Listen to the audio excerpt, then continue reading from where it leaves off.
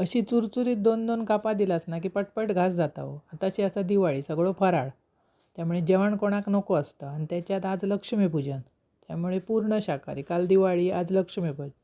उद्या काय तो बेत. म्हटलं एक केळा होता, आता कापलं असा उभ्या. त्याका मीठ, हळद आणि लाल तिखट लावलं. 5 मिनटं ठेवलं. नंतर रव्यात असा घोळलं. तोपर्यंत तव्यावर तेल तापत ठेवलं.